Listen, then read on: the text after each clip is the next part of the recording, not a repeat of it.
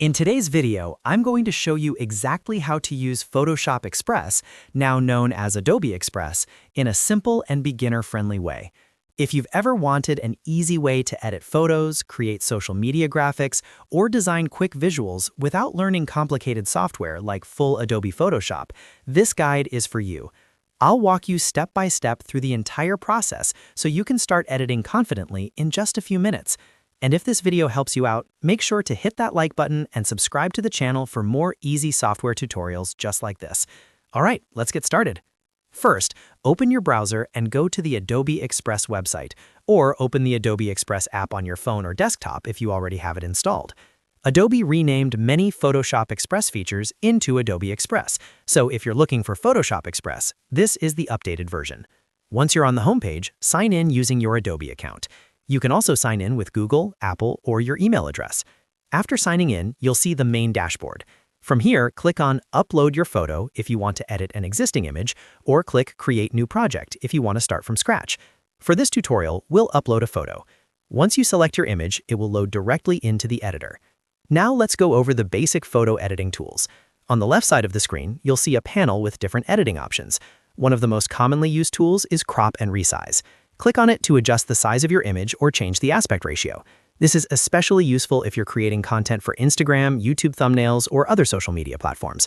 Simply drag the corners to crop or choose a preset size for different platforms. Next, click on Adjust. This is where you can control brightness, contrast, exposure, highlights, shadows, and more. You'll see simple sliders that you can drag left or right. The best part is that everything updates in real time, so you can instantly preview your changes. This makes it very beginner-friendly because you don't need advanced editing knowledge. If you want a quick style change, click on Filters. Adobe Express provides one-click filters that instantly change the color tone and mood of your image. Just click through the options until you find one you like. Another powerful feature is Background Remove. With one click, Adobe's AI will automatically remove the background from your image. This is perfect for product photos, profile pictures, or thumbnails. You can also use the Blur tool to soften the background or certain areas of your photo for a more professional look. Now let's turn your photo into a design by adding text or graphics. Click on Text in the left panel. Choose a font style that fits your project, then type your message. You can drag the text anywhere on the canvas, resize it, rotate it, and customize colors, spacing, and alignment. This is perfect for creating quotes, promotional posts, or thumbnails. You can also add icons, shapes, stickers, and other design elements by browsing the Elements section. Simply click on an item to add it to your canvas, then resize and position it however you like. Adobe Express also includes quick AI effects. You can remove backgrounds, erase unwanted objects, apply additional filters, and even add simple animations if you're creating a social media post.